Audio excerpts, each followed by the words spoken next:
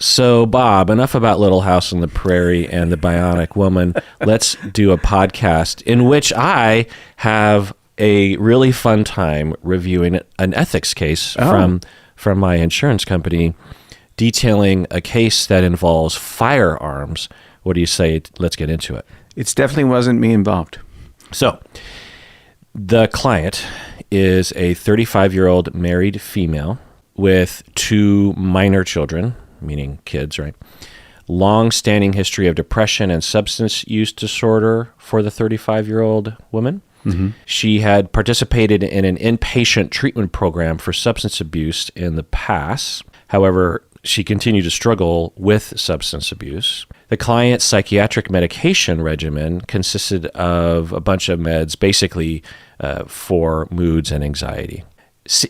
She was previously employed as a financial analyst, but during treatment, the client was on disability leave due to depression and wasn't employed. Mm-hmm. But her husband did work. So I'm going to lay it out by month because it kind of situates it in time, which matters to the case. So in April of this particular year that they don't list because they're leaving out identifying information. In April of this year, the client began treatment with a new psychiatrist for depression, lack of motivation, and hopelessness. So, depression. I don't know why the client switched to a new psychiatrist, but she did.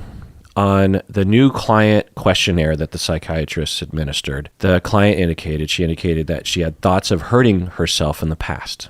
Shortly after the initial psychiatric evaluation, the client's husband contacted the treating psychiatrist. And the husband calls or emails or something. I'm guessing it's a phone call. The husband calls a psychiatrist to report brand new symptoms of paranoia and bizarre behavior, and an increase in alcohol consumption, and a concern that the client had guns in the home. So the family had guns in the home. Mm. So this is kind of interesting because why out of nowhere, because the husband would know, right, about the wife's presentation, and to have right after starting treatment, suddenly paranoia, bizarre behavior, increase in alcohol consumption. Hard to know. What would be your suspicion given that profile? Suspicion about what? Why did the client suddenly have new symptoms? Maybe she underreported when she showed up. I don't know. Okay. But why would the husband suddenly see new symptoms?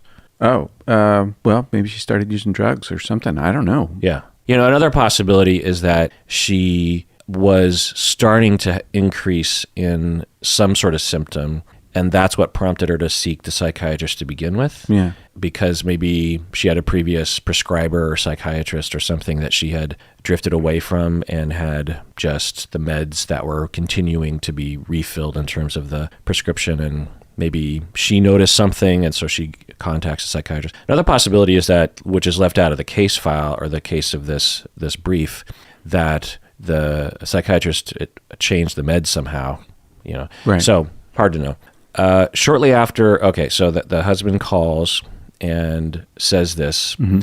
And so if you had a client that had this sort of report, you have a brand new client and you're treating the client for depression, but there's no disclosure from the client saying that they are suicidal currently, and there's something on a questionnaire that said they had thoughts of hurting themselves in the past. I mean, it's hard to know from this case briefing, but there's no mention that the psychiatrist did any kind of suicidal assessment, which, of course, should be done in a situation like this. Regardless, really all clients, when you first see them, there should be some question. Like, sometimes it's just a good idea just to ask. Are you or have you ever thought about suicide? Yeah.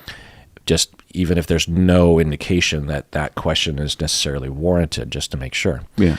There wouldn't be any reason not to ask that question, right? It's good practice. Yeah.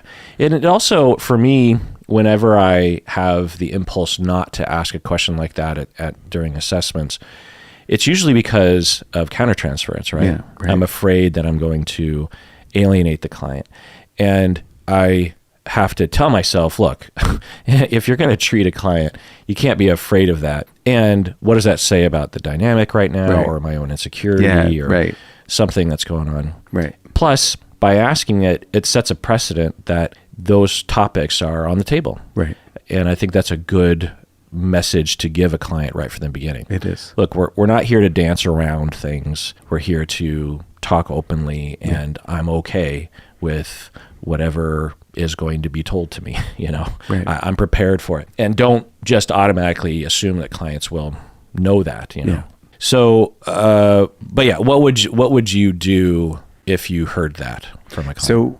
So I think what you're asking is, what would I do if I heard a client say that they had a history of thoughts or, behaviors that are self-harmful or risky or, wanting to die or something? Mm-hmm. And are you asking what would I do after I hear back from the husband? Yeah.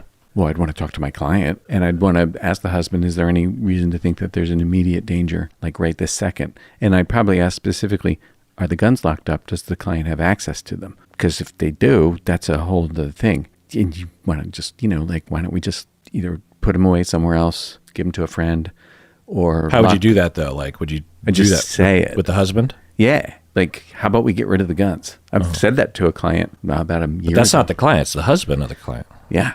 Well, I think at that point, I don't care who it is. Let's just get the guns out of the possibility of the, client doing something impulsive or whatever, risky. Yeah, I don't have any problem with that. That's just seems like reasonable. Yeah. Yeah. On the subject, some people are hesitant to get rid of their guns or to store them. Yeah, that happened to me about a year ago. What happened? I have a client whose partner was mired in depression, and they have a lot of guns. And I just said, how about we lock them up? So you're talking to the partner. No, I'm talking to my client about her partner who's depressed and has a lot of guns. Right. And I'm like, why wouldn't we lock them up? Like, what do you need them out for? You don't need them out for anything. Lock them up where? Like in a safe or something. Just something where her partner has access to? Cannot have access to. Oh, cannot have access and, to. Not sneaky. Just like, let's all get on page here. You don't need these guns. You're depressed. It's a risk factor. One thing that it's important to understand is that 30% of suicides are completed within 5 minutes of the thought of the thing occurring. 30% are completed. So it doesn't matter whether or not somebody is like, well, it's not that it doesn't matter.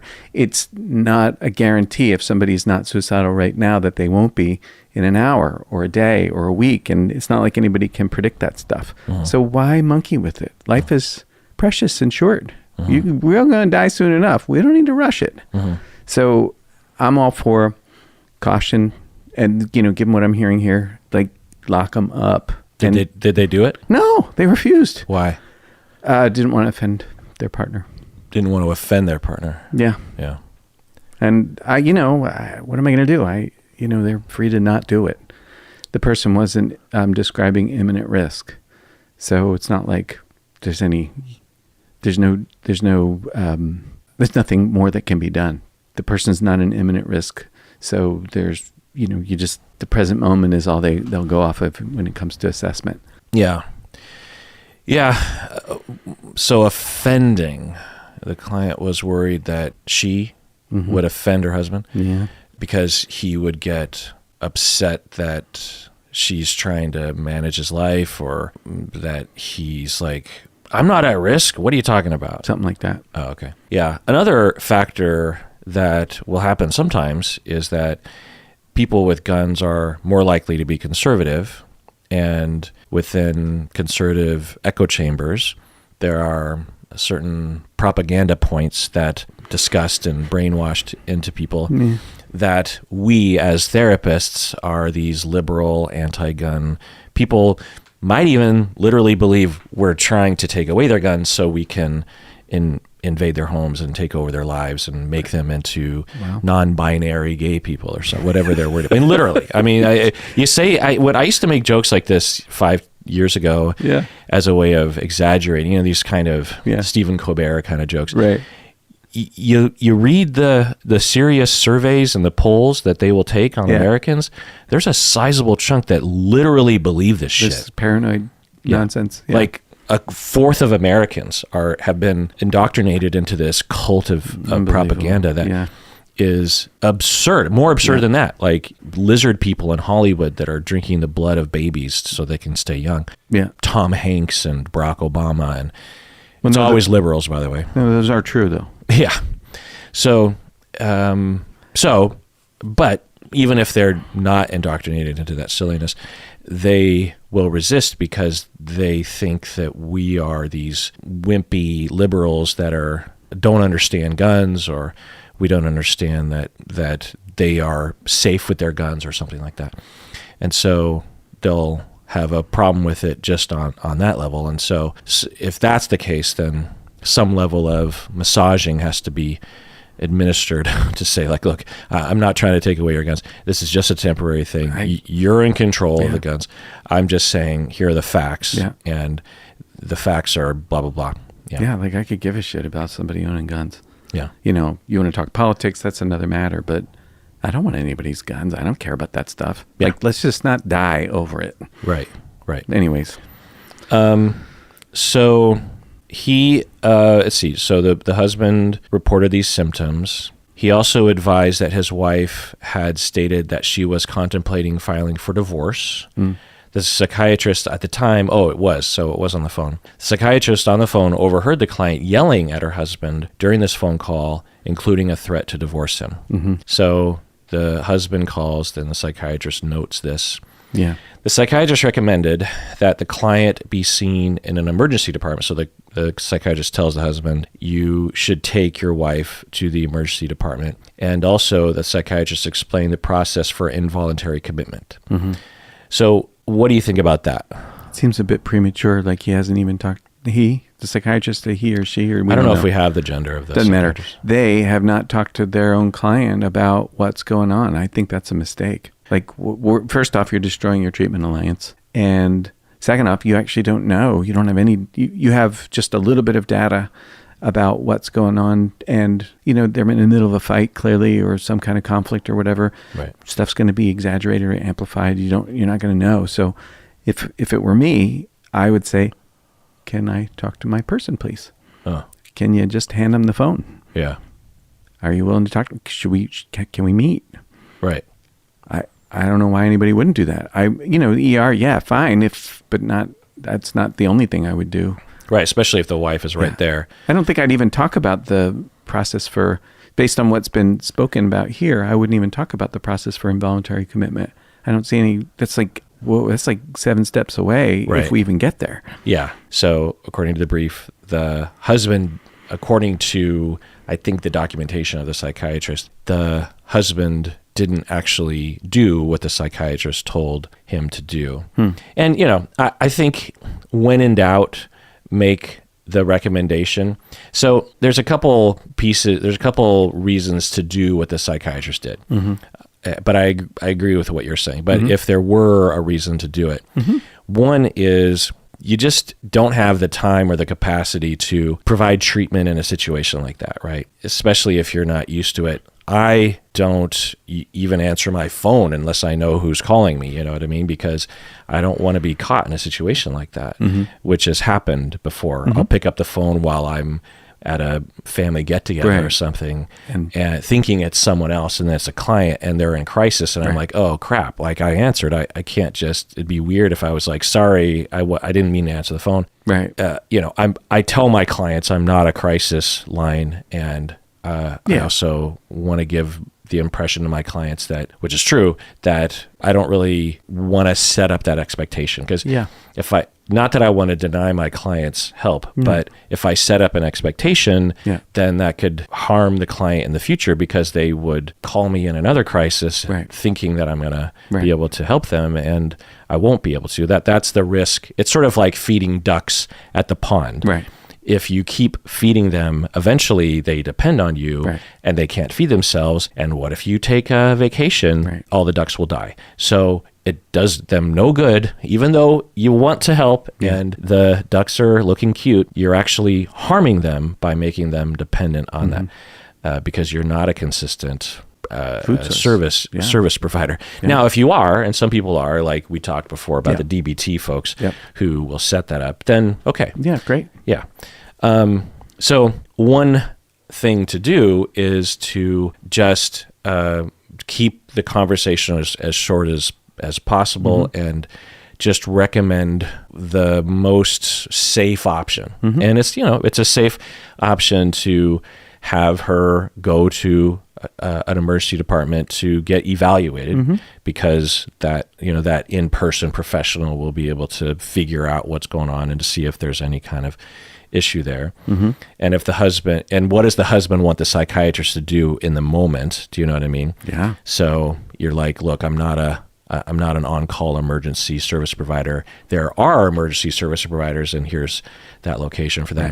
Right. Another reason to do this sort of thing, and I wouldn't do this with adults, but I would sometimes with kids if they were to do this sort of stuff with me, is I would not give in to the crisis mode. Because like one thing that I might be thinking about is I have a new client right now.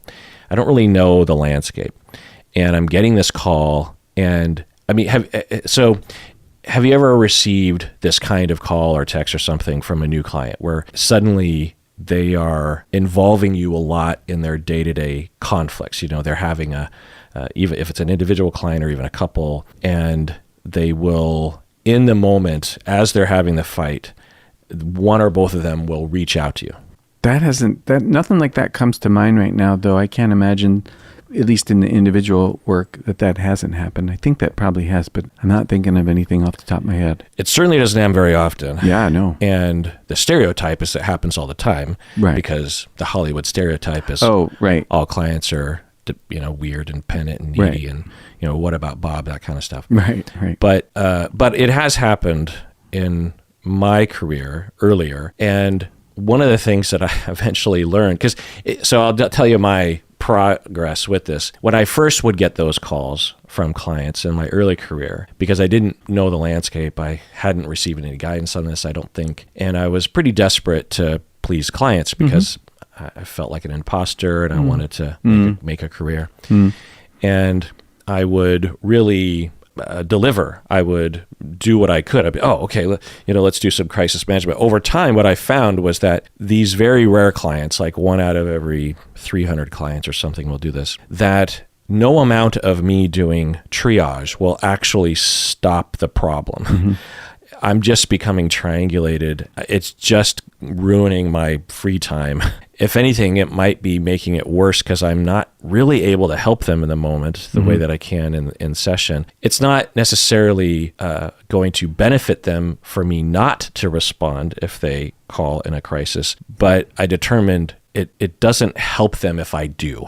I'm just sort of making my life worse and possibly making the treatment worse because there would be times when I would have only a certain amount of time and I would try to provide a triage treatment, and I would wonder afterwards if I had ruptured the relationship because I was kind of brief because I had to be, what I mean? So in terms of keeping the frame of therapy, I was like, okay, I don't want to do that anymore. So what I started to do later on was, if that happened, and eventually I figured out there's just ways of not being able to be contacted in between sessions, because that's not the service that I provide. I mean, certainly there are ways to contact me, but not in an emergency. But what I eventually figured out was that when they would contact me like that, I would immediately have a very over-the-top recommendation because the idea was, look, because I by then would have already talked with them about, I'm not an emergency service. There are crisis lines, there are hospitals, there are these other services, and they would still be contacting me. And so I would just say, well, you need to go to the hospital. And they would want to engage in the conversation, but he said, or something, I'd be like, you need to go to the emergency service because, we've already talked about that. And I'd be calm and I wouldn't be punishing. I just be like, you need to go, or you need to call the crisis line because they are set up to actually help you with that. Absolutely. I understand that you're going through something and I totally get it. We'll talk about it in our session. If it's still an issue by then, I'm guessing it will be, but there are professionals that are, trained and set up to actually provide you a service in this moment. You need to do that. But they wouldn't want to do that because that's going too far. So, and what would eventually happen is these clients would just stop calling me because it's sort of a modification of Bowen's technique of detriangulating, right? Because it's not exactly like this, but the way that Bowen did with his family of origin is his sister would come to him complaining about their dad, and he would go right to their dad and say, by the way, sister is saying this about you, and so you should probably talk with her about it. And then sister just stopped telling Murray Bowen about anything because she's like, why? He's just gonna blab. He's just gonna blab about it. Bowen wasn't lying, and he was just saying, look, you're telling me, I'm gonna tell the other. I'm not gonna be stuck in a position of having to sit with this. And so it would work kind of in that way. So I don't know if that's what the psychiatrist was thinking, but anyway, that's what the psychiatrist did.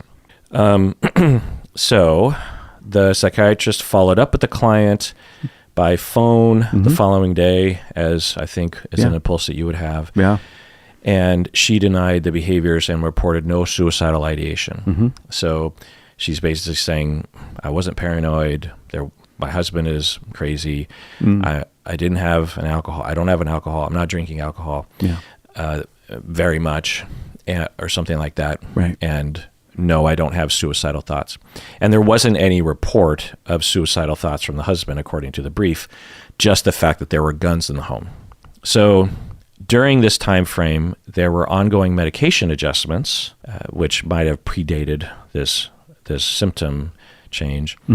Despite compliance with the medication regimen, the client continued to experience exacerbations of moderate to severe depression. Okay. So in May, so that was April, in May, so I think this is just a month into treatment with the psychiatrist. The psychiatrist documented that the client was not reacting well to the medications, meaning that the severe to moderate depression was still present. And there were several meds that the client was on. So now the first thing I think is, well, you have a brand new client, and I don't know the history, of course, because it's not given, but you probably need more time to see if the medications are going to work or if tweaking this and tweaking that.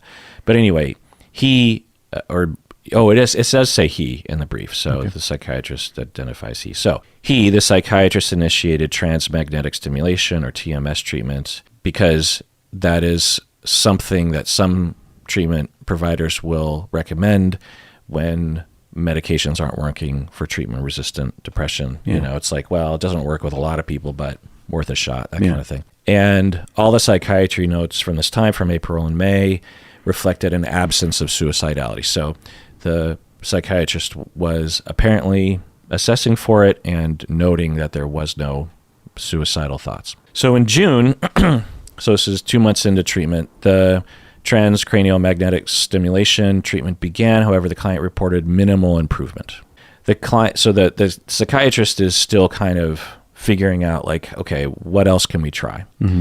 And what else would you see a psychiatrist recommending in that moment? Well, as I understand it, though, a good trial of an antidepressant is 4 to 6 weeks.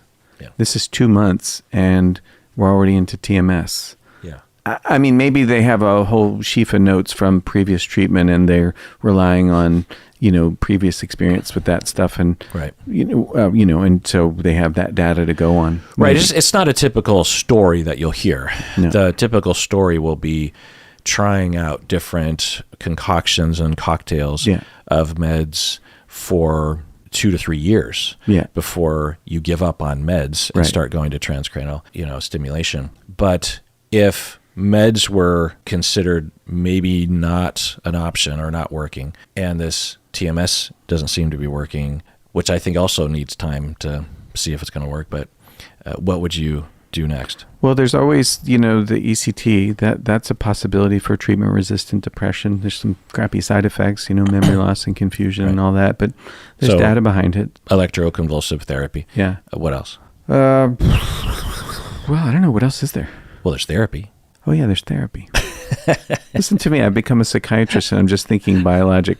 How about some therapy? You obviously have a distressed relationship. Maybe we should be talking to Right. Yeah. Hey, guess what? I know something about therapy. Yeah. I've been doing that for a little more than 2 weeks now.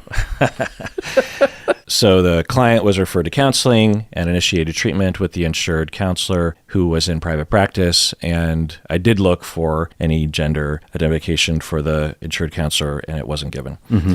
So the counselor did an initial evaluation and in which the client reported symptoms of anxiety, depression, and history of addiction to pain medication. Mm. The counselor documented the client's statement, "I will never get better," quote unquote, but indicated that the client denied suicidal thoughts. Mm-hmm. Okay, so the counselor is thinking, there seems to be some things hovering around suicide, but after an assessment, maybe a quick one, the client denied any kind of suicidal thoughts. Mm-hmm. The question on the counseling assessment form referencing quote unquote danger to self or others was left blank. So hard to know what was going on there, but maybe the client just didn't see it or didn't understand it or didn't care to, but at least this is, not answered.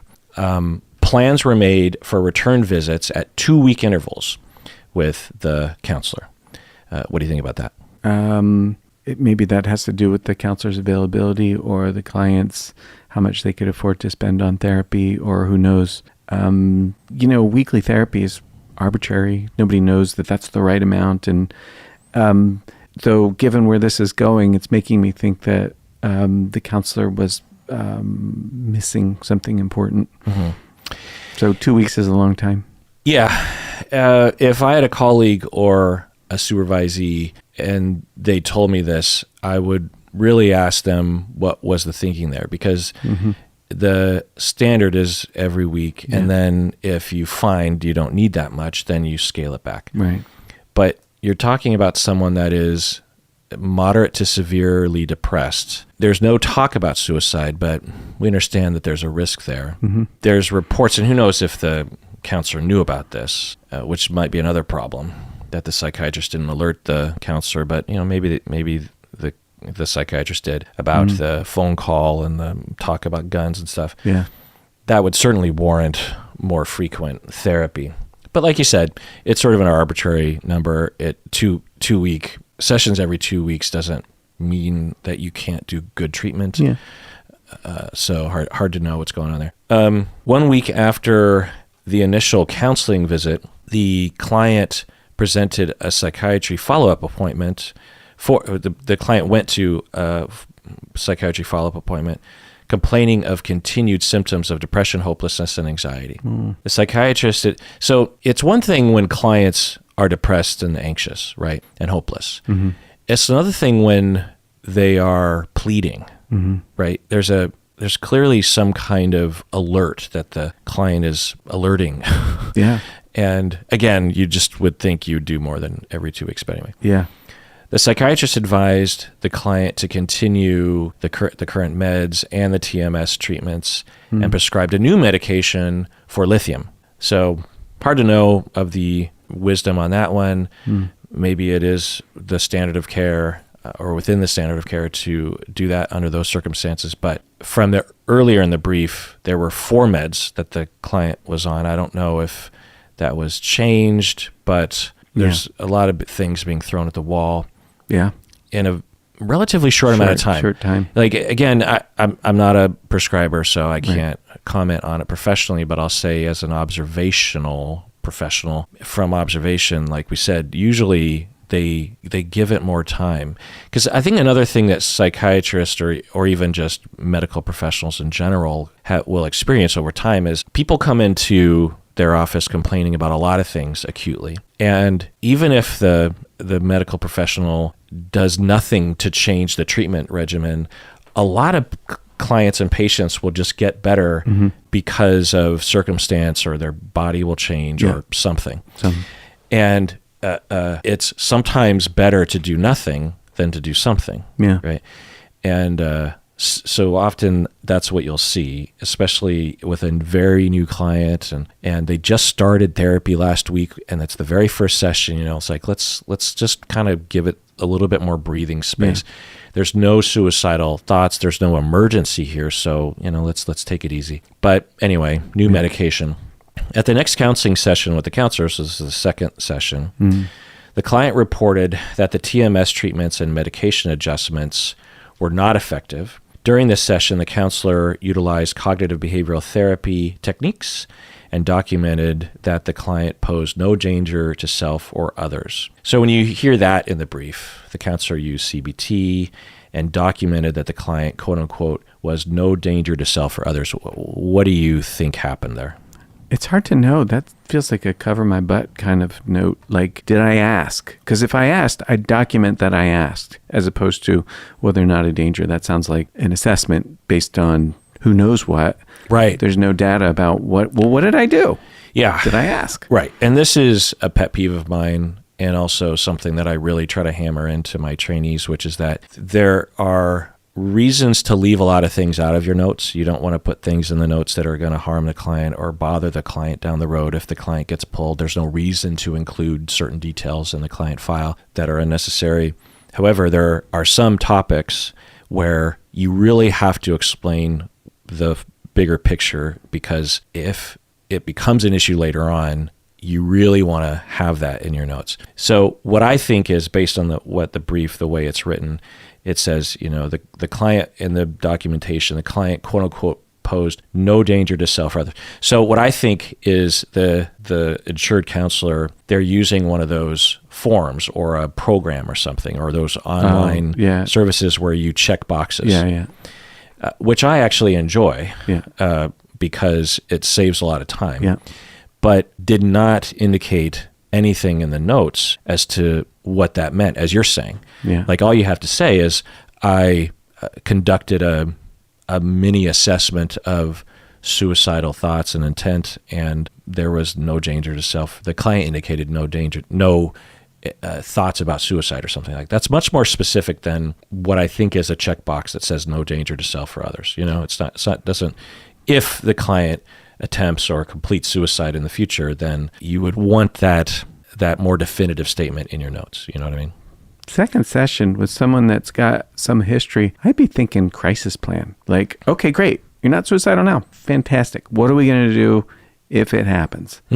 Why with every client, or with a client that had this kind of presentation? What about this presentation? Well, there's talk about suicide. There's a referral from a psychiatrist because they have depression and hopelessness, and I don't know where it was. I can't remember all the details, but there was some mention of suicide somewhere along the way here. And the client, on the psychiatrist intake form, indicated thoughts of harming herself in the past at some point. And that was just a checkbox kind of thing. So, right. And who knows if the counselor even knew about that.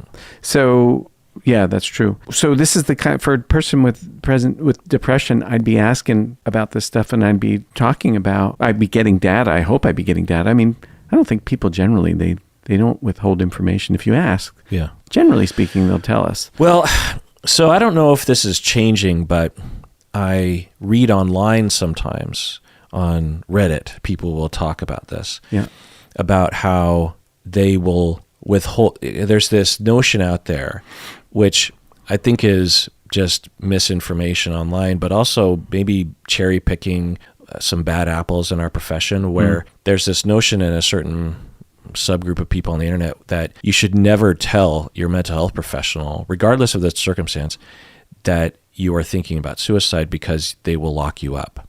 Yeah, I've had clients say this to me, and I just describe to them, here's how it works. Yeah.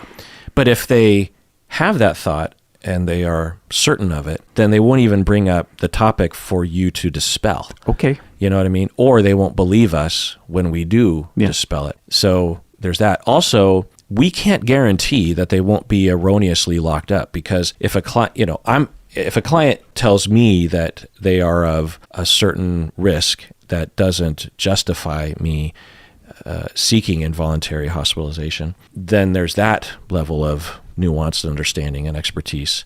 But not every mental health professional has that expertise. Right? Yeah. Also, I can't guarantee that if they weren't to tell someone else, like the crisis line or their doctor or a friend, that wouldn't happen, because anyone can call the MHPs, and the MHPs, they're much better at it than you and I are, by the way, because that's their job. That's what they do all day. Yeah.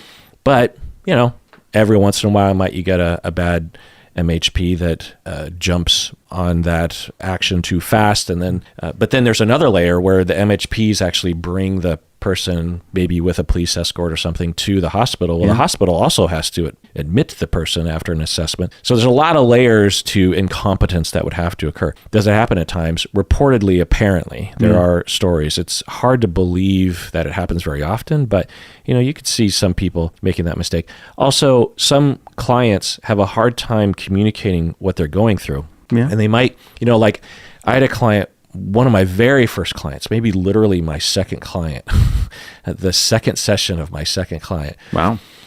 The first session, everything was fine. And, well, actually, let's take a break and when we get back, let's talk about it. Yeah, sure. Okay, we're back from the break. So my second client or third client or something, first session, everything went fine. The second session, he sits down and I say something like, and I'm nervous and I'm 25 and have no idea what I'm doing. Mm. Oh, and I had to videotape this session because it was an assignment for school. Wow. They said you have to videotape 5 of your sessions because, this is back before they had any kind of video feed that you could just record, right? And you had to rent this giant VHS video camera from the university and a giant tripod and somehow situate it in the tiny little intern therapy office. Right. And so it's this monstrosity just interfering, like this third cyborg is like with us in the therapy session. And I'm triply terrified because of that this is going to be watched. Right. And I have, so he sits down and I say, is it okay? Because we must have talked about it previously and he said it was okay. And signed the paper, and then he proceeds to not talk for the entire session. I'm asking him questions. I think I chose him because he was so easy in our first session, but this session completely different. Maybe it was the camera, I don't know. But I was doing everything I could to try to get him to say something. And he didn't complain. He didn't say, turn the camera off. I think I even suggested turning the camera off. He didn't say he didn't want to be, like, it was, to this day, I still don't understand what was going on in his mind.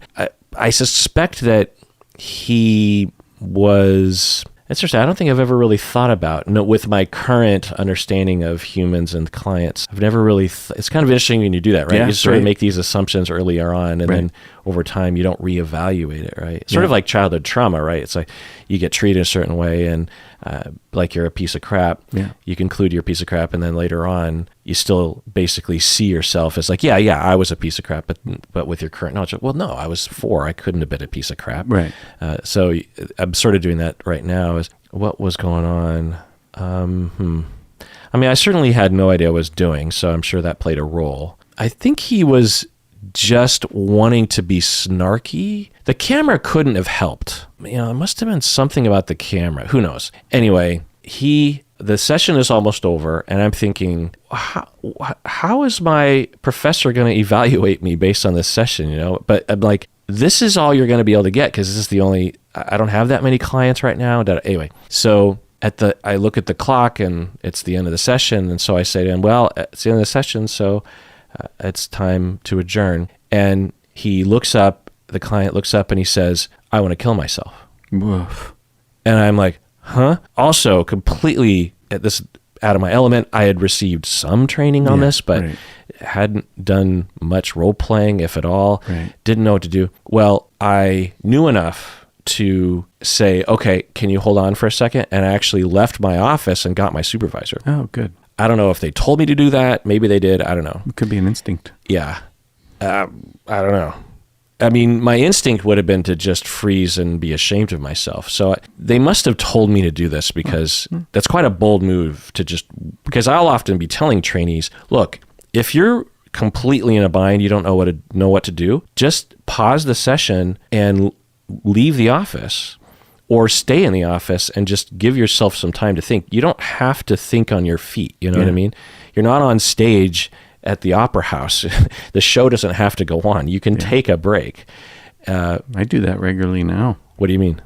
I'll freeze or I'll whatever, and I'll just say, I just need a minute. Oh, really? Yeah. And gives you time to collect yourself. Mm-hmm. That's great, because so many mistakes can happen if we don't do that. If we just be like, oh, I can't take a break. I have to. Yes. Yeah, right. Very rarely, I think, will clients or will therapists do that. Oh, it's a good idea. Yeah. And if you really have to, or go to the bathroom. Just say, even if you don't know what to say, just be like, you know what, I'm kind of having a bathroom emergency. Can you hold on a second? I'm going to go to the bathroom. Or if you do have a bathroom emergency, I've heard therapists say, oh my God, I had a bathroom emergency. I didn't know what to do. It's just like, just go to the bathroom. It's not, So I got my supervisor, and my supervisor came in and took over. I don't remember what happened exactly. I think an assessment was done, and all this is on videotape, by the way. Oh, well, we could just go check the film. And I remember my teacher, I think I told him the circumstance, and he watched like 30 seconds, and he was just like, well, what are you going to do? It sounds like you did the best you could. And it was totally fine that my professor was just, what are you going to do? The client just didn't want to talk. That happens sometimes. Right. And I thought, I'm going to be kicked out of the program. Oh, God. So all that's to say is that that's an example of a client who doesn't feel super comfortable telling me what they're going through, and apparently waited until the very last minute of the session. And maybe that is why he didn't want to talk, because he was ashamed to disclose that or something. Hard to know. Yeah, hard to know. The point is that we can't necessarily know what a client is going through based on whether or not we ask. So anyway, getting back to the brief. So counseling sessions continued at 2-week intervals with no significant changes or improvements.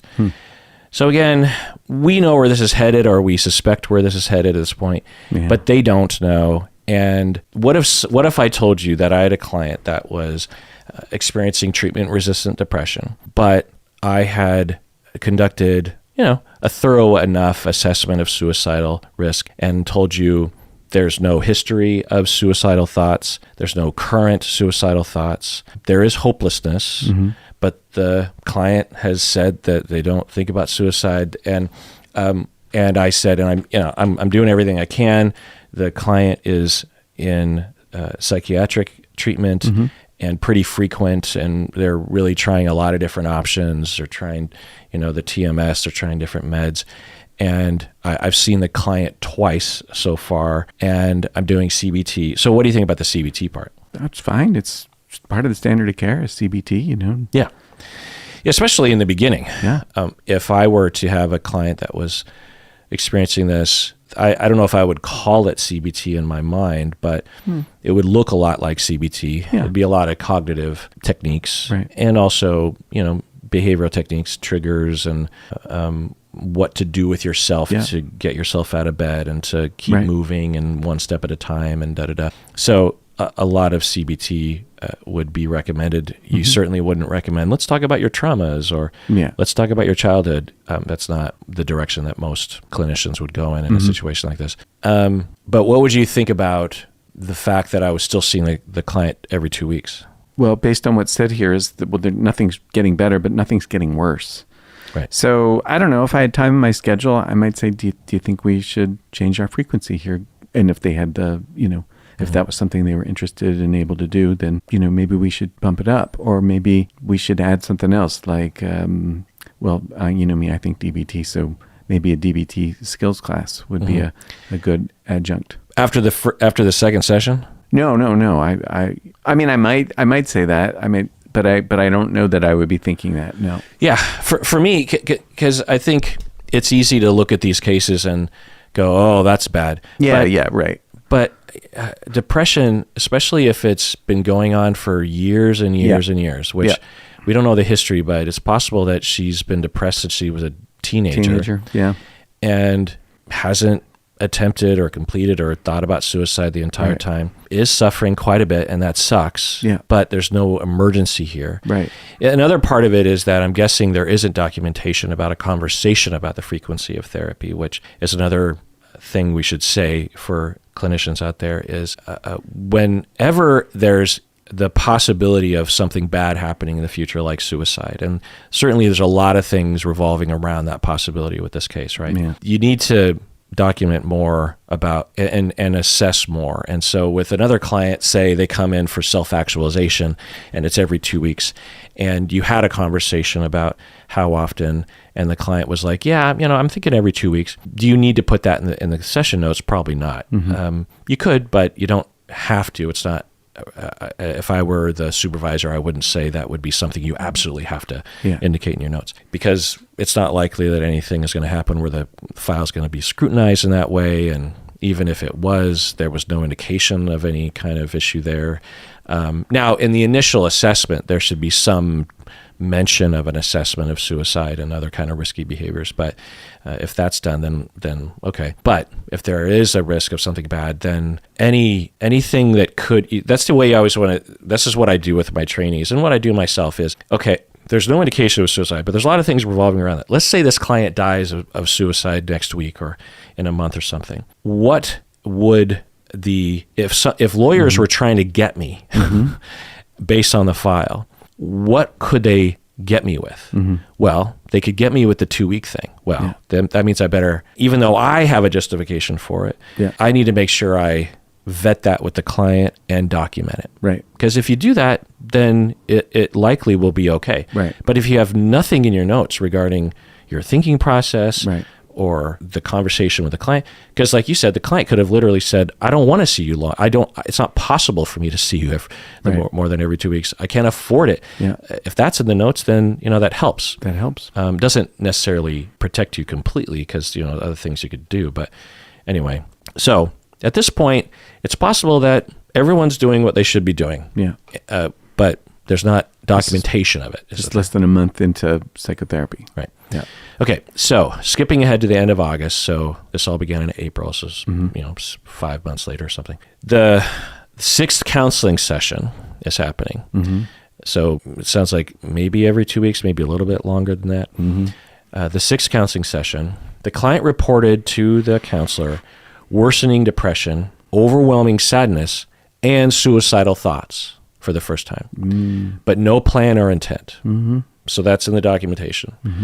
Worsening depression, overwhelming sadness, and suicidal thoughts, but without plan or intent. So what would you think clinically if you heard that? Well, I'd be thinking our risk is going up. I'd be thinking crisis, and I'd also be curious about what's going on in life. Did something change? Is there more conflict at home? Yeah. What have you? What's going on? And can we learn about it? Yeah. Yeah. I'd also be thinking about med changes, because there's possibility that could be a factor. Right. And that also is a major concern. We know from research that when you have certain meds or med changes, it can, even with people that are seemingly getting better with their depression, they can have a sudden, overwhelming, strange impulse to kill themselves. So greater monitoring and crisis planning is important. But anyway, I would be very concerned, because there are so many risk factors at play right now.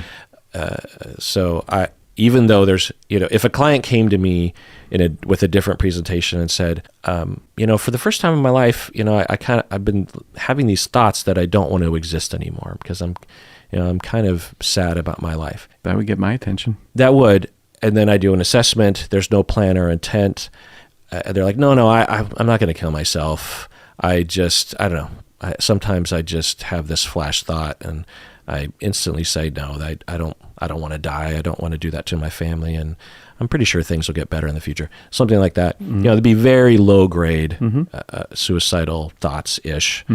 And if there was at a different situation, without depression, without the med thing, without the guns, without the reports from the husband, which we don't know if the counselor even knew about. Right, we don't know. If it was just that, then I wouldn't be terribly alarmed. It would be something to monitor over time. I've had clients where the entire course of therapy for 10 years, they're in that state where they just have this intrusive thought that happens sometimes when they're demoralized, and it never rises above even just, I just don't want to exist. I wish I didn't have to live, Right.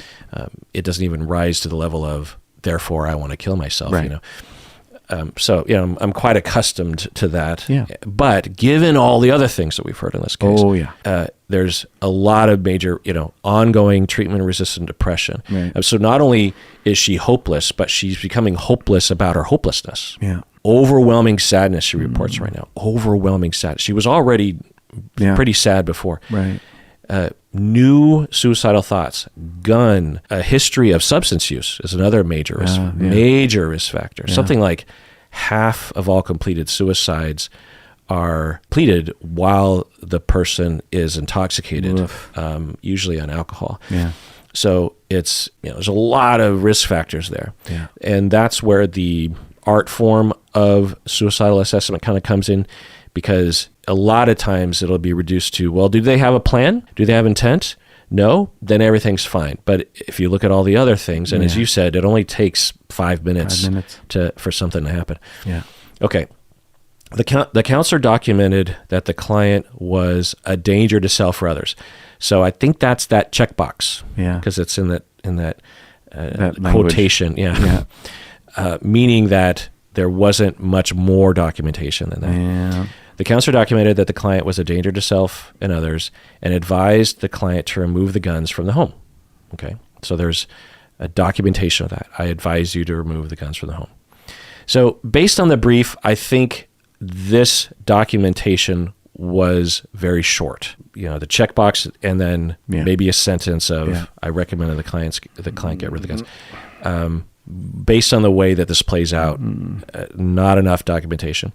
So it's another thing that I tell my trainees is that when you enter in this situation, this is a full long-ass paragraph that you write in your notes.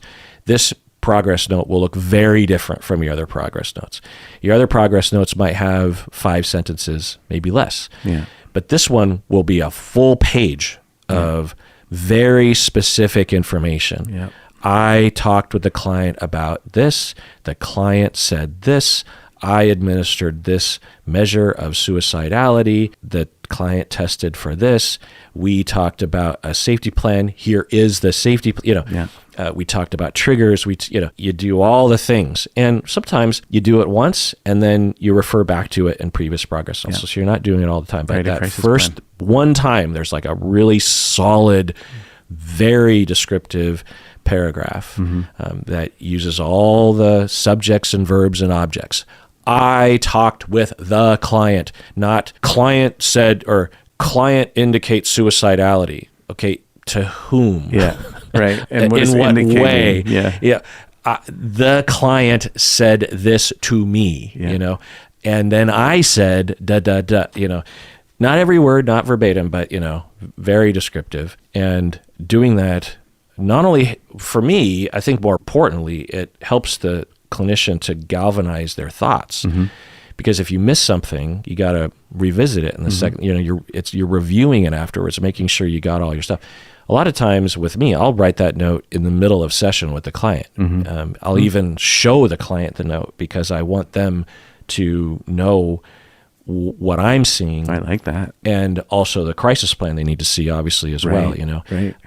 So everyone's on the same page, because I don't want them to die.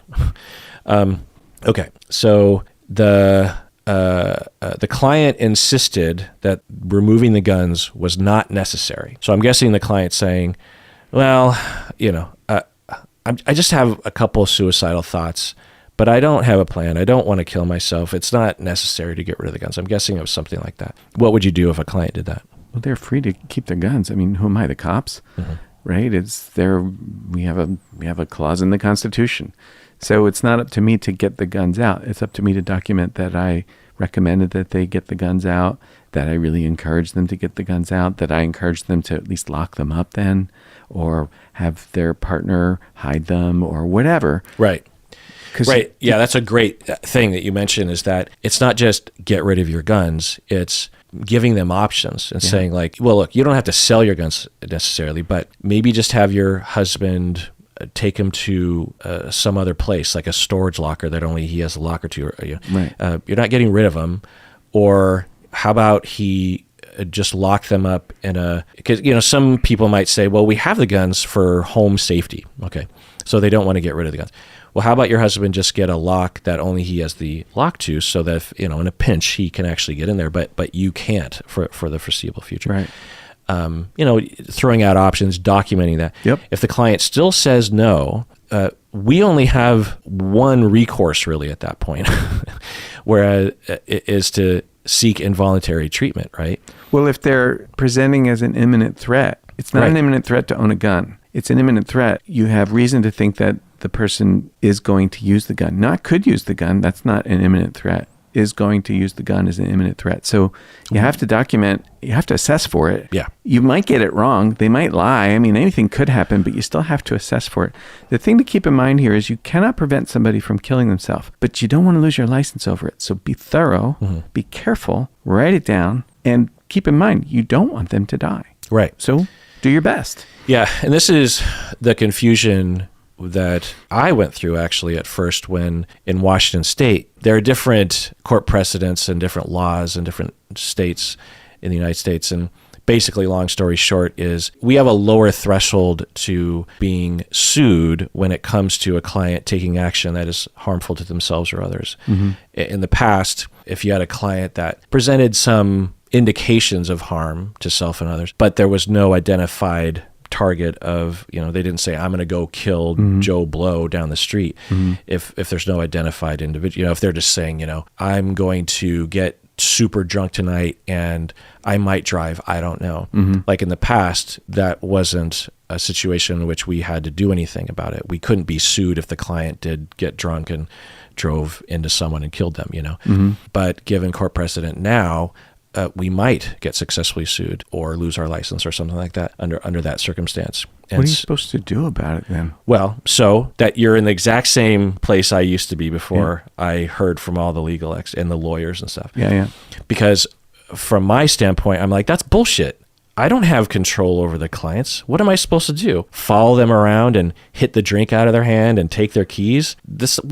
I'm only talking to the client an hour a week. I don't have the power. So I'm screwed. I have to control all my clients, or I have to terminate. Well, what's my okay? So we're not responsible to control or to prevent harm. We're responsible to do everything in our power, reasonably within reasonable limits. We're expected to do everything we can to prevent the harm. So if the client here, you're saying, well, suicidal thoughts, but no plan, no intent, but guns and alcohol. And I say, hey, let's get rid of the guns. And the client refuses. Well, I'm not responsible to therefore go to the house and get rid of the guns or somehow call the cops on the house, because what are they going to do? But I am responsible to do everything in my power. Okay, so what's in my power to do? As you said, to not only be very elaborate in your convincing and you're throwing out options and like, hey, how about you try this, or how about this? Is there a worry that you're having if you did lock up your guns? Like, what's the concern there? You don't just say, get rid of your guns, and the client says no, and you just move on. Like, you do everything in your power, and then you document it. Okay, so that's one angle. Another is that obviously you have a crisis plan and you involve the husband in that because he's at ground zero with all this. And if he's willing and the client is willing to involve the husband, they usually are, then you do that. And you also tell the husband, I'm recommending that is there an option here where only you can have access to the guns in the house, or is there something we can do here, or the ammunition or something? I don't know. And you talk about it with him. If he refuses, again, you document all that because you're thinking if the client does kill themselves or kill him, because we've heard about some conflict, then I will at least have it documented that I did everything within my power. And I also document that the risk level is not high enough to justify me seeking involuntary hospitalization, because not only does it not indicate that, but no hospital will admit a client under those circumstances. If they admitted clients under those circumstances, a third of the population of Seattle would be locked up in a hospital. You know what I mean? Legalized kidnapping. Right. Well, we can under certain circumstances. Someone has to be of imminent harm to themselves and others. So yeah, that's what you do. There's no indication that any of that happened. Man. Of any conversation, of anything. Okay. However, 6 days after the visit, the client died by suicide due to a self-inflicted gunshot wound. That sucks. So this is after the 6th counseling session. This is about 5 months into psychiatric treatment, maybe 4 months into counseling, or maybe 3 or 4 months into counseling. And remember that the client comes into session, the sixth session, and says for the very first time to anyone, I have suicidal thoughts, but I don't have a plan. I don't have intent. The therapist says, well, maybe there's a longer conversation. Let's get rid of your guns. The client refuses. And the therapist, according to the documentation, doesn't really go beyond that. The client goes home 6 days later, kills herself with a gun. Yeah. So this is another alert, because there's a myth out there that people will indicate that they have a plan. People who have suicidal thoughts but no plan or intent are not really at risk of suicide. But as you were pointing out earlier, when you have a gun, because if she didn't have a gun, she'd probably still be alive today, because it's this notion of somehow like if they really want to die by suicide, they'll do it. That it simply is not true. It's not in the data. Yeah, there are other ways you can kill yourself. And if someone's really determined, they'll figure out other ways to do it. But guns make it so easy. Yeah. You just grab it and do it. It's impulsive. Yeah. Yeah. Other methods require, I won't go into it, but yeah. require a lot more planning, a lot more thinking about it, the possibility of it not working, possibility of a lot of pain, yeah. of a lot of suffering up until the death, like jumping from a tall height that can be scary to people. It sounds strange, but when people are in that position, they will think about that sort of thing. They're like, oh, that sounds kind of awful. Yeah. I wish I had a gun, that kind of thing. Right. Okay, so let's take a break, deep breath. Yeah. We get back. Let's conclude this ethics case. All right, back from the break. So a toxicology report was administered on the deceased, and it revealed high levels of alcohol, diazepam, and hydrocodone, which is Valium and Vicodin are brand names of those. So alcohol, a benzo, Valium, and a painkiller, Vicodin. They were under the influence. Yeah, which is a common scenario, as I was saying earlier, for people that will complete suicide. Sometimes it's an influence, like because of the drug use, their mood plummets, or they get into a big fight with someone and it escalates and that sort of thing. So sometimes one of the suicidal factors is this. But another possibility is that the person was already determined to attempt, and they just took a bunch of substances to make it easier for them, or to make it be less pain, or to assure that it will happen, that kind of thing. Right.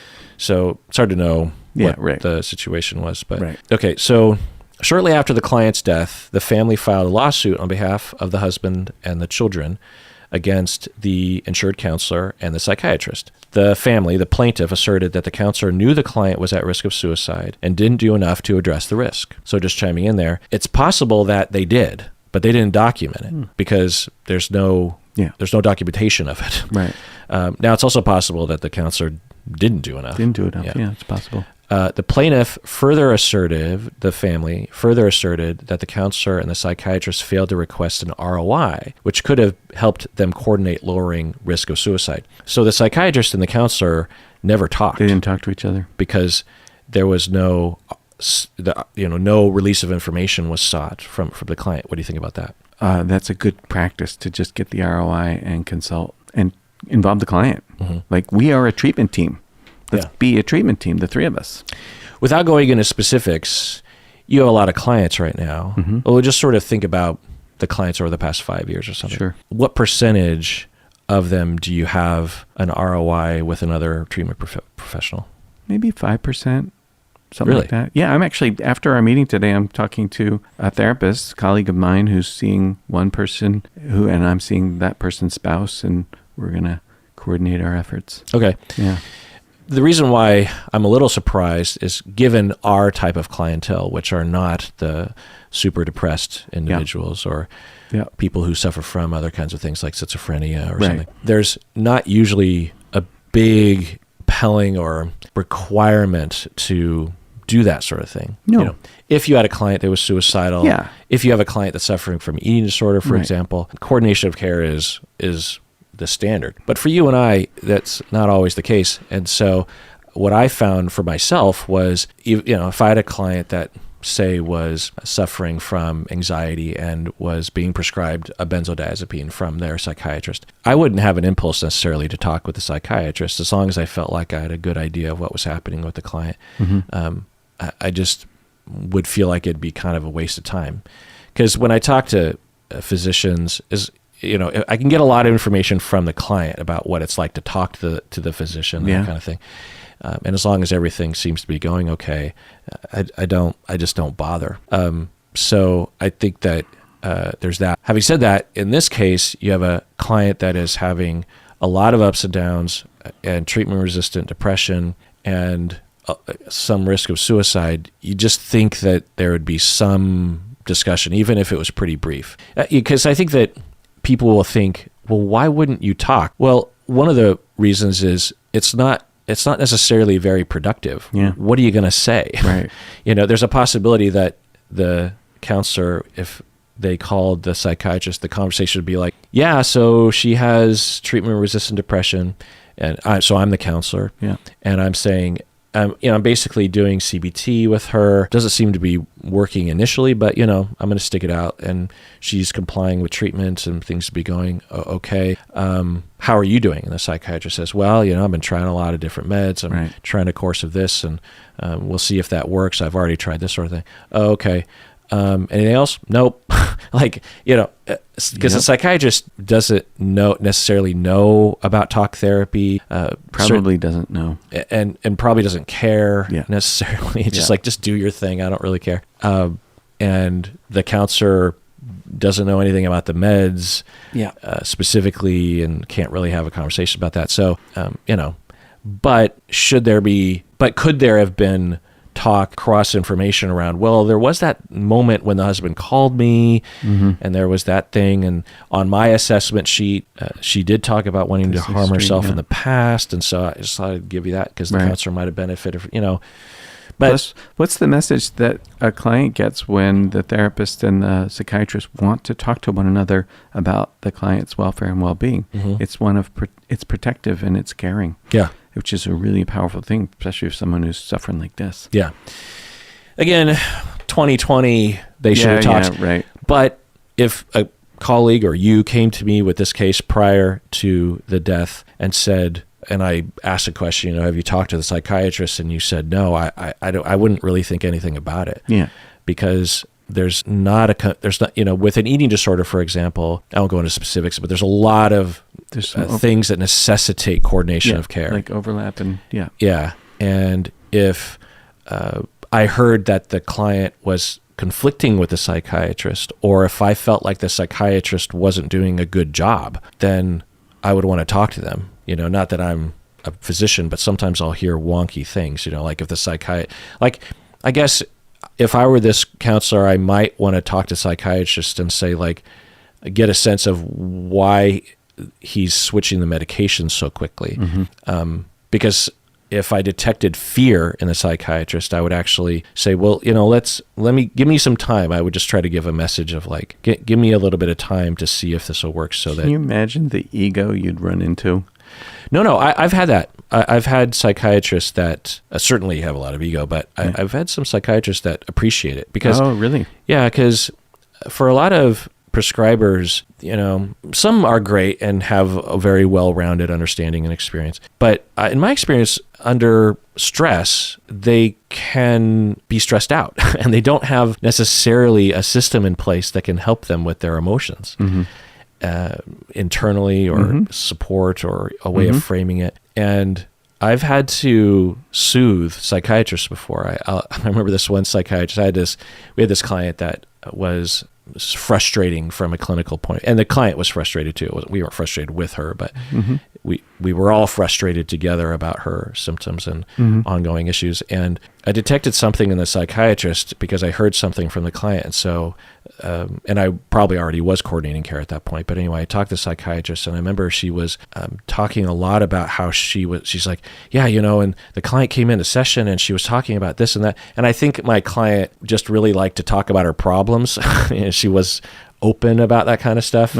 And the psychiatrist wasn't necessarily used to that.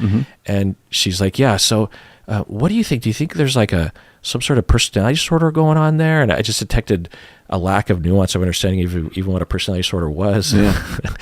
And I remember wondering if the psychiatrist was looking to that, because there are no meds for personality disorders. So you can imagine a psychiatrist being tempted to go in that direction because it releases them from having to do anything. I did something. Yeah. Yeah. It's like, well, I can't help them because they have a personality disorder and it's their fault, that kind of thing. Oh my. I mean, I don't know exactly. Yeah. Right.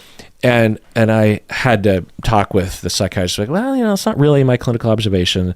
I think this is what's happening. She's just really going through a time, and I think she thinks of you as a good listener, so she's telling you things, and and you're right though. I validated the psychiatrist. So you're right. She does present in a kind of interesting way. She's kind of mildly histrionic about the way she presents, but it's not severe, and I've been with her longer and for years, and and she's like, oh, okay, well, all right, and it's like, so they help them settle. Yeah, help them to kind of reorient. And I think for some psychiatrists, they want to pass the responsibility, which it really should be on me, because I have way more contact and expertise in this area. Right. And the psychiatrist wants to worry about the symptoms and the meds and stuff. And it's like, I got it. I got the ball. Right. I'm assessing, I'm treating. I feel optimistic about the future. We just have to stay the course, so for some psychiatrists, they really want that. They want that. Yeah. Right on. And deserve it, really, because it's a lot for them to handle when they're seeing a client or a patient for 15 minutes every month. It's scary for them. Oh yeah. Whereas for us, we can kind of luxuriate, and I would not want that job. Yeah. To have literally like 500 patients in a month. And oh my goodness. Yeah. Okay. So they got sued. Part of the suit was the ROI wasn't in place. Got it. Yeah. The ROI, release of information. Experts came in. So there's experts for the defense. There's experts for the plaintiff that evaluate the case before it goes to trial. And the experts reviewed the case, and they found that during the last counseling session, the sixth one, the client reported worsening depression and expressed contemplation of suicide, but denied having a specific plan or intent. So they confirmed that. The defense experts asserted that the counselor probably should have done more, though. They also asserted that the documentation was insufficient, and the plaintiff's expert also looked at the counselor and testified that the documentation of danger to self or others, remember that in quotations, inferred there was a serious concern for the client's safety that was not addressed. So that is another, if you're a clinician and you have one of those check boxes thing, if you check one of those boxes, that does not mean you have done your job. It means you need to elaborate a lot in your notes. And I think that's one of the pitfalls to having one of those check boxes things. I think it is too. It doesn't say, if you check it, please explain in a paragraph, or it doesn't prompt you to answer 10 more questions.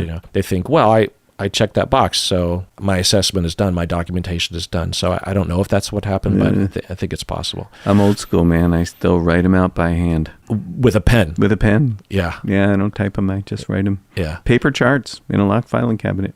Yeah. It's easier that way. It is. For us old people. For us old people, yeah. Defense experts also expressed criticism that the counselor did not use a standardized suicide risk assessment. What do you think about that? That's a good idea. Do you use one? No. Yeah, I don't. But I don't work with suicidal people anymore. In fact, if in the rare event that somebody would call me with that concern, I screen for it. Right. So I wouldn't flag someone for not using a standardized suicide risk assessment. It certainly can help, and certainly will cover your butt later on. You don't need a standard. You need to just document that you checked thoroughly. So you need to know what to ask about or look for. Yeah, because standardized means that it's been researched and it's been decided. The consensus is that it's a good tool. I have never found a very good tool, honestly. So I developed my own that I used for myself, and I also gave it to my supervisees and my students.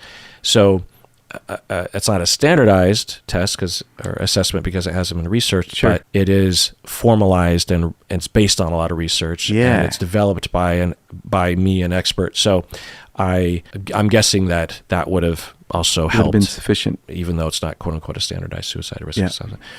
But the point is that you need some kind of a Something. system. Yeah. And if you don't have a system, if you just go off the top of your head, it won't work because there's too many details. There's too many things that you have to make sure that you do. There's checklists and There's a questions. lot of risk factors and protective factors, and it's hard to know them all off the top of your head. Right. Yeah.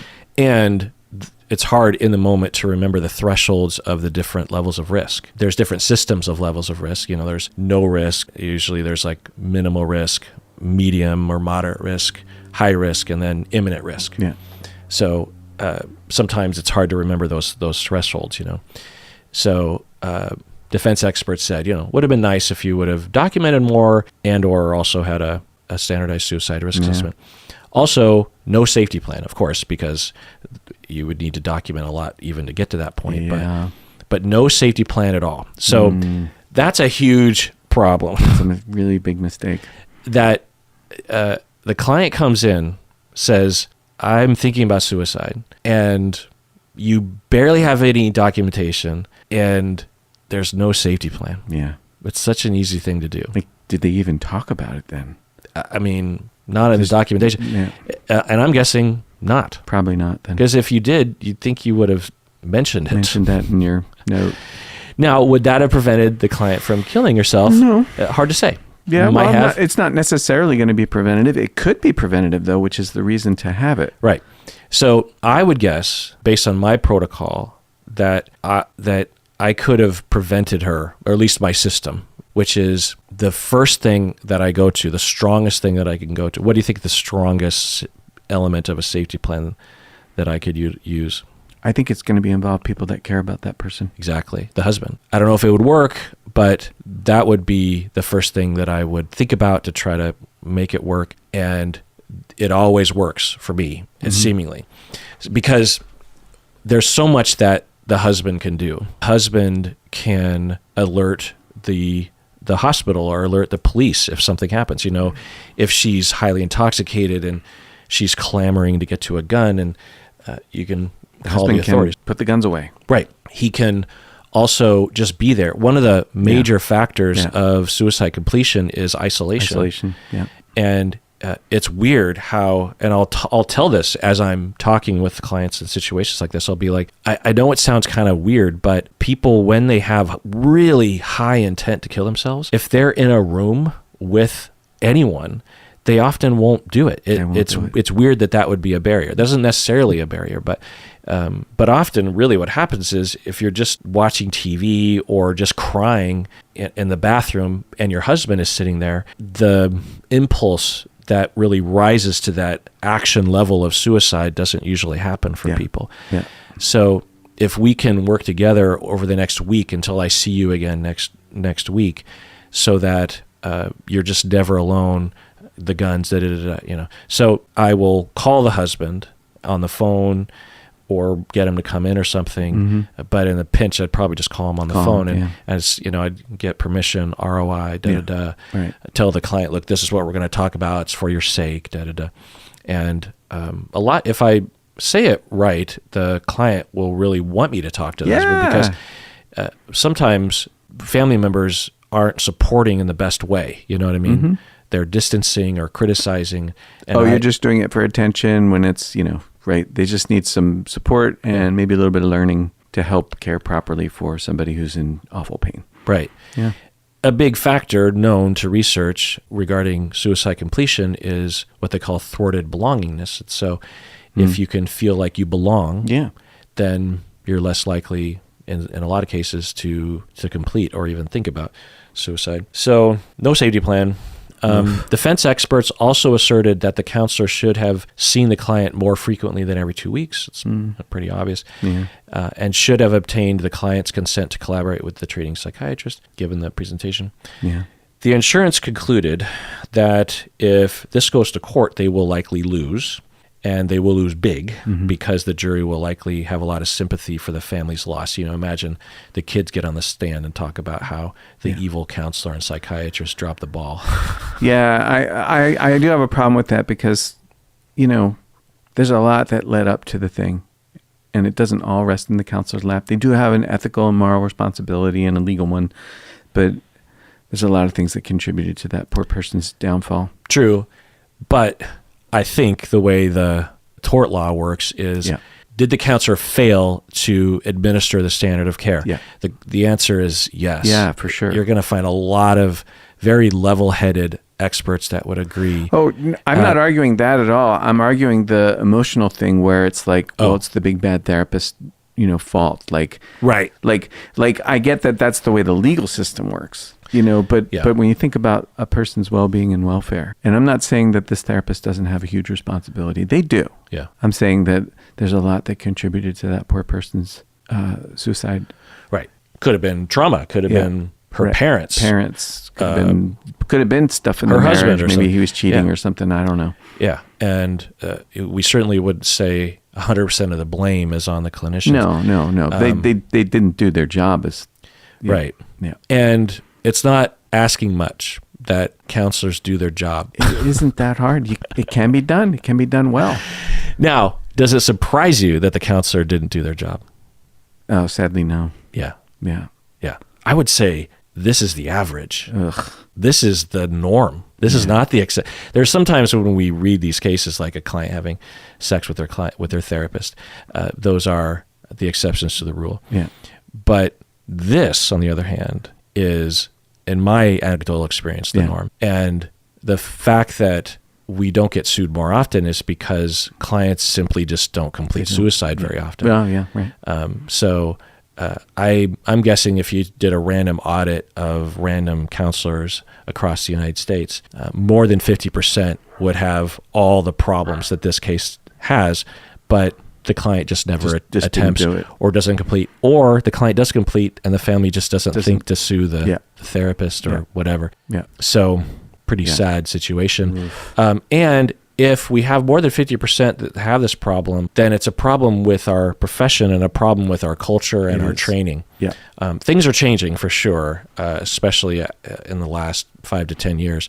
Like in Washington State, a bereaved wife of a husband who died by suicide, I believe she was a professor at University of Washington of policy making or something. And so she went on a campaign to lobby and to raise awareness around counselors and mental health professionals that don't do their job regarding suicide assessment, and got a law passed 10, 15 years ago that requires all Washington mental health professionals to get 6 hours, I think, of suicide assessment and treatment every 5 years or something like that. Yeah. And I remember when that started, I didn't like it because I hate all the rules that we have to follow. Just yes, we should all be good at suicide, but don't make me jump through a hoop on something that I already kind of know about. You know what I mean? But it's sort of like the seatbelt law. When that first happened, I was sort of annoyed with it in the late 80s.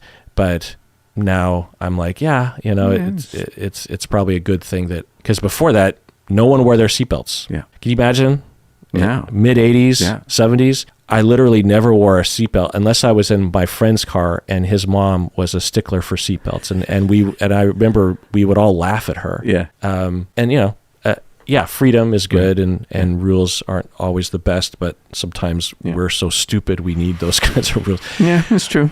But anyway, so I blame our training programs. I blame supervisors for not, because you could take a class on suicide assessment and treatment. It's a whole other thing in the real world, and supervisors are ground zero with their trainees and that's why I did the whole deep dive on suicide a number of years back, because I was actually, the first thing I was doing was developing my own training protocol and my own system, because I had research and ideas and different assessments, but none of them really encapsulated the whole thing. And so I developed it for myself, and then as a byproduct of that came the deep dives that I did. And I thought, it's my responsibility. If people hire me for supervision, and whether they ask for it or not, It's my responsibility to make sure that they're competent in this area, and that I serve it to them on a silver platter so that they don't have to spend all this time researching and developing tools and Like, here's the training booklet, here's the assessment thing, here are the thresholds, here's what you do. Obviously call me as well, but here's the protocol and And there's a lot of other things that have to come into play, like with crisis plan. Some counselors will say, call me when you're suicidal, and I have a whole module on that. Like, no, don't do that unless you are really prepared to be that kind of professional. Right. But never, I have this in bold letters, never put yourself in the crisis plan. It's tempting as a therapist to put yourself in the crisis plan. Have you seen that? Well, I've done it because I was that therapist that was available 24/7. And when that changed, I let my people know I didn't work with that population anymore. But I'm not in anybody's crisis plan. Right. Yeah. Yeah. And it's a huge burden for the therapist to be that. And I've seen, therapists will call me and be like, because I throw out these, because if everything works fine, then everything's fine. But oftentimes it doesn't. What if a client texts you and calls you and says, I'm in a pinch or I'm suffering, and then hangs up the phone. And then it's Friday night, and you're like, and let's say even if you have the free time, and you're like, okay, so you call them back, they don't answer the phone. What do you do? It's in the crisis plan. I know, often it's not. You can't control for every circumstance, but if you're going to be part of the crisis team, then you really got to be part of the crisis team. Right. So then you put in there, if you call me and leave a message indicating risk, and I call you back and I don't get a phone call, I'm calling the cops. Right. Because that's the best thing I can do. Yeah. Because I'm not going to drive out to your house and So the insurance concluded that if they go to court, then they will likely lose big. But it was unclear if the plaintiff could convince the jury that the counselor committed a breach in the standard of care. So they didn't really know, because although you and I are like, that's pretty bad, it's possible. I think what the plaintiff's experts were thinking was that, well, according to the documentation, it doesn't look good for the counselor. But it's possible the counselor could get on the stand and say, well, no, we talked about a lot of things that I didn't include in documentation. I remember.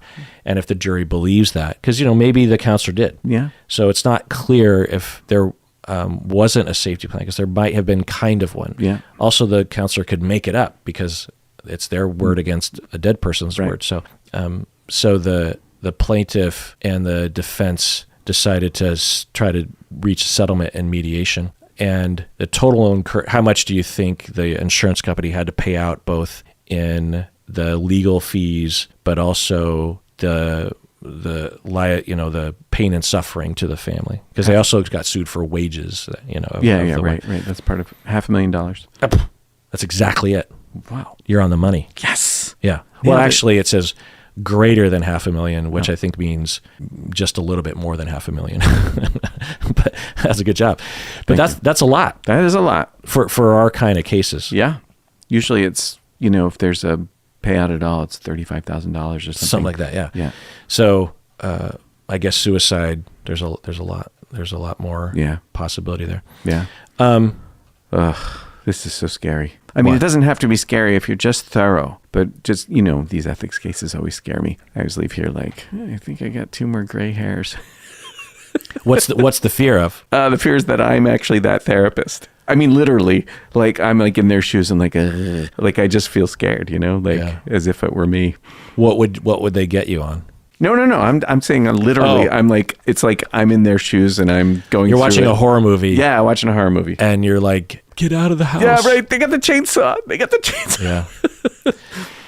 Yeah. So, in conclusion, to go over the risk factors that we heard in the case that were present, what were they for suicide? Suicide. They had a history of thinking about it. Yeah. Okay. They had, at the time of death, reported current thinking about it. They didn't say they were an imminent threat, but they said they were thinking about suicide. Mm-hmm. They had a history of depression. Mm-hmm. They had, we know it, but we don't know if the therapist knew it, that there was tumult at home. Mm-hmm. If there was an ROI, there would have been that known. There was the statement about increased sadness and increased hopelessness. Mm-hmm. Are there others? Guns. They had guns. Yeah, the big... Yeah. They had guns. Yeah. A history of substance abuse. And no safety plan, at least no documented safety plan. Yeah. Yeah. Change in meds. You're right. Not responding well to treatment. Yeah. Compliant, but it's not helping. Right. Because if you're hopeless and you become hopeless about the hopelessness, as I was saying earlier, then you're really hopeless. Yeah. Right. Because it's like, it's only going to get worse. Right. Let's see, a change of symptoms is another thing that the husband reported. Hard to know what the accuracy of that is. Yeah. And also possible evidence of the client not necessarily complying with treatment, because there seemed to be, at least in the way the brief was discussed, a possibility that she wasn't fully disclosing to her treatment professionals, because the husband said something, then she comes in and says no. So there's some red flags that the client, for whatever reason, might be withholding some things. Right. And when you have that, then you really, as a mental health professional, just have to say, well, sky's the limit in terms of what's possible. So I have to be more careful under this circumstance, because I can't even trust what the client is telling me is the full story. So better safe than sorry. So the problems, we've already been over them, but just to conclude, no safety plan, minimal documentation, no coordination of care. And if the counselor had an adequate conversation with the client, making sure the client had no intent, doing everything possible, there's a possibility that if the therapist did indeed do all those things and the client still died, that one, they would not have been successfully sued, or even they might not have been sued at all, because the family would have known or something, that the therapist was doing everything that they can. Right. If there was an alliance, like so psychiatrist, therapist, husband, anybody else, we are and the client themselves, we are a treatment team. Mm-hmm. Yeah. So like, that Top Gun, that movie Top Gun, they portray the Russian, a well-known pinnacle of mental health depiction. Yeah. Metaphor. No, the MiG pilots, the Russian pilots, they're in you can't see their faces when they show inside their cockpit. They're not real, so it's easy to just vilify. Like this therapist is like a MiG pilot. They're not a real person. They haven't established an alliance with the husband in particular, I think, or whoever else is a protector. Interesting metaphor, but apt. And I mean, as a family and a couple of therapists myself, the impulse is there for me, and the barriers of entry are minimal for me to do that. So let's get the husband in here. Yep, let's get them all. I'm not treating the husband, but let's bring everybody in. And I think some counselors, some treatment professionals, they just my training, they don't do that. They don't think about that. Yeah. So you'll find in some circles they'll say that would muddy the waters. It would create chaos. It would be counterproductive to depends, therapy. Or even unethical. Some people will say it's unethical for you to have the husband in the session. Yeah, well, that's just crazy talk. Yeah, literally. People will say that. So, well, so what's the final word on this ethics case other than you're scared? I need a beer. Final word. Well, it is noon, so it's officially not the morning anymore. Oh yeah, Bob. No, so I'm not having a beer. Learn your trade. Learn your trade. It's not hard to learn. You'll be glad you learned it. You won't, if you're listening to this case and you're a therapist, you will not regret learning. Mm-hmm. If you already learned it, great, good for you. But this is straightforward. Mm-hmm. And have a checklist. Don't invent a wheel. You're right. Have a thing that you establish at a time when you're calm, that you pull out in the moment, and maybe in the middle of a session. Show it to the client. Like, here's what I do. Here's what we're doing. Yeah. And if you want one model, you can listen to by Deep Dives, which is available to patrons, and it walks all through that. I provide the whole thing. Right on. It was just a lecture presentation of the system that I would use with my trainees, Do you provide folks with, like a paper? No. that would require publication and citation. Yeah. Right. Got it. So I just, it's kind of weird how like people will ask me that, like, could we see your notes or something? And as an academic, there's a huge chasm between yammering into a microphone on a podcast and publishing an official document from you as an academic. Right. I mean, even those, the merch we have about apologies, I have to look to see. Oh, I'm literally wearing the same Oh my God, look at you. As my mug. You're drinking out of your shirt. But it's, if being healthy means being corny. But for the merch that I had for my apology components, I was really nervous about doing that, but I published it because it's a publication, even though it's a shirt and a mug, it's still an academic publication. And I made sure that I formatted it in an somewhat of an APA sort of way. I think I might have even used a typical APA font that you will see. But yeah, I mean, like when I wrote my book on supervision book that you helped me write. Yeah, it's a good book. If you're looking to learn how to be a supervisor, that is a great book. What's it called? Multi-role clinical supervision. Not a great title, but descriptive. And I didn't need to use all of the citations or the APA formatting or the standard of academic publication because I wasn't submitting to a journal, but I used all of it. Yeah. And I did all of those things because it not that I'm trying to fit in, but there's a reason why APA has all those rules of standardized publication and citation and arguments and, giving credit where credit's due and making sure you support your argument. There's a reason why APA has all those rules. And so that's why I don't just publish my notes or things like that. Got it. That's fine. Yeah, I get it. Because I'd have to do all that and I want to do other things with my time. Because, when I do publish things... You printed a T-shirt with footnotes? When I do publish things, half of the time spent is on the manuscript and the other half is on all that APA stuff, making sure that I'm following all the rules and giving credit where credit's due and being accurate with my claims. That's a big one. It takes a long time. And I just I'm going to die in 30 years-ish and I have limited time on this planet. And along those lines, let's adjourn. Everyone, please take care of yourself and make sure you're an ethical therapist who consults and gets well training because you deserve it.